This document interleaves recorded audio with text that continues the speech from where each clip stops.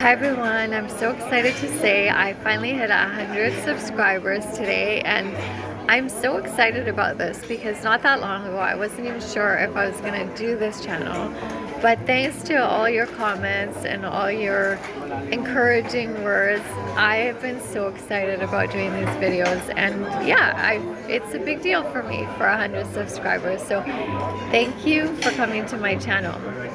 That brings me to the topic of today, which is the stories we tell ourselves. I think I was telling myself for the longest time, like, I don't know how to be on video, like, I don't know if I'd have a lot to say and what would people think. And then I tell myself a story that I'm not going to pull this off very well. And, you know, if I hadn't switched my story even just a little bit, I would not be here doing this. So the stories we tell ourselves are really interesting, especially lately in this time and age. We're doing a lot of storytelling on like Facebook, Instagram.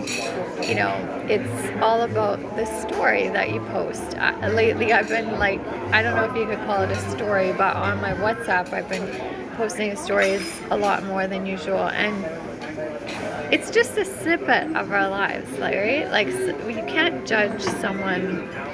I mean, we do, but you can't always judge someone by the story that they post or the story that they tell in just a moment, because underlying that could be so many things. I mean, sometimes I'm posting stories of like really happy looking moments and excited, you know, positive kind of feels, because I'm not feeling that way, and because I want to remind myself that I can't feel that way and put out a good vibe for myself and for others to bring me back to the state that I really want to be in. So it's not true to the moment, but it's maybe true to what I want to tell people about myself and of how I eventually want to feel. It's not really lying, it's just, it's not a way to tell what someone is actually going through in their life. And we do that a lot. Like, we see people who look so perfect and look like they have these amazing lives, and hopefully they are enjoying their life, but that doesn't mean that things don't go wrong in their life. That doesn't mean that they are as perfect looking all the time. Like, who knows how long it might have taken them to put on that makeup or put on that outfit or choose, you know, what it is that they're looking like or feeling like or talking like in that moment, in that video, in that photograph. And the rest of the day could be a total mess. But these stories that we tell ourselves really can shape how we show up in our lives. And lately I've been realizing that a lot of times people that are sharing more stories and showing up on WhatsApp or Facebook or Instagram, sometimes the people that are doing that more are not the people that are living their lives. Like, the story that they're telling through those videos or captions, moments, are actually not indicative of, like, those are the people sometimes that are not living their lives, and that's why they're maybe sometimes having more time to post and be on their camera instead of be in real life. And I'm not being judgmental about anyone. I'm not saying that that's for everyone, but I'm just saying that I know lately when I've been posting more, it's when I've been feeling the worst. So it's more like coming from my perspective. It's not judging that if you have a story out there or you're posting a lot that you have a miserable life, but it is very possible, and I know because I have been there and I am being there in moments lately. But I also love that telling a story, especially when you're shifting your story and telling it in a way that sits better, the way that you want to feel and the way you want to look, can change your energy and can bring you to the place that you actually want to be energetically or in your life. And I'm all over that, as you guys know, because for manifestation purposes, you know, the energy is everything. I've been realizing that lately, like I do this with storytelling in terms of what I think people think of me. Like, you know, lately I've been meeting people that I'm just out getting some like late brunch. So if I turn to the side for a moment, it's just because I'm gonna get my food served to me in a second. But yeah, I just feel like sometimes I'm really, if someone's reacting to me in a way that I don't want, or that I want more from them, I tell myself a story like that, oh, I'm not good enough, or oh, you know, they're not really that interested, or the opposite. I'm like, I make up these stories and fantasies in my head of what me and this person that maybe I've only known for a few days or a week or 2 weeks could be like, and then I tell my story that is more, tell a story that is actually more than what it's supposed to be, and then I get disappointed when they don't act the way that I've created in my head, in my fantasy, in my story. So stories are just really intriguing, and I even do this like with friendships. A few of my friends had a Christmas party recently, and when I was there, I was having fun just socializing and hanging out, but then when they started playing games, I got really anxious and really like put a smile on my face, but not feeling smiley.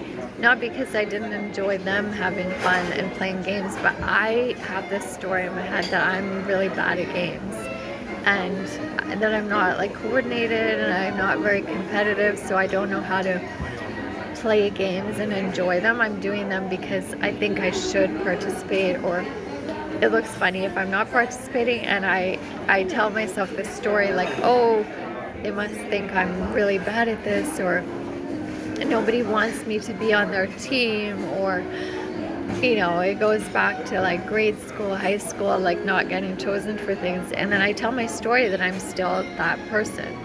And sometimes I am less coordinated or not very, you know, like competitive or whatever, but that doesn't mean that I need to live out my old story. And again, changing my perspective and realizing, hey, I'm with a group of people that I was invited to join in, and it's just fun, and I'm sure there's things that I can do that maybe they don't do as well. Like, we have to shift our stories so that we can show up and enjoy every moment and not lose out on the present. So yeah, I have this tendency to like flip to the future and then create a story of what this could be like, this friendship, this relationship, or what people will think of me in the future. And I'm like, you know what? Again, it's just a snippet. It's that moment, or that day, or that evening at the party, or in, you know, a moment with someone that I'm connecting with, maybe more romantically. It's just a moment. So maybe for the rest of the time I'm more confident, or I don't need to like second guess myself or wonder like, oh, what do they think of me? Maybe the rest of the time I'm feeling good about myself, and I'm reminding myself, wait, I need to be clear on what do I think of them. Like, I don't need to be so judgmental about myself.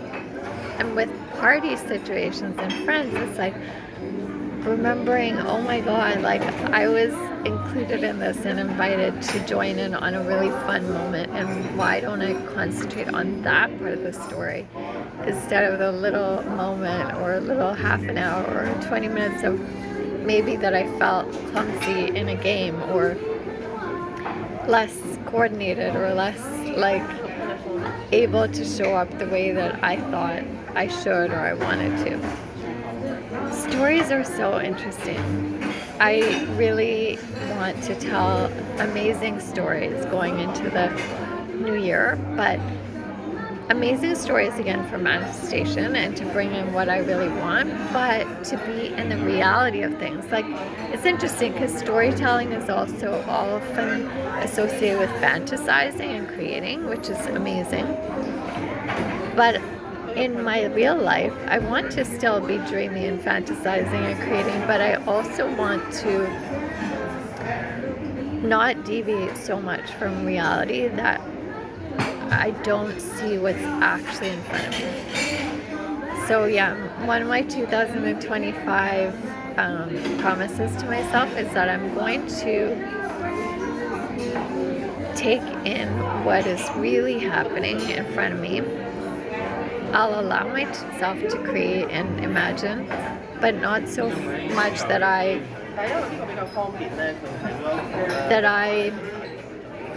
fixate on what I want the person in front of me to be like instead of seeing them for what they really are.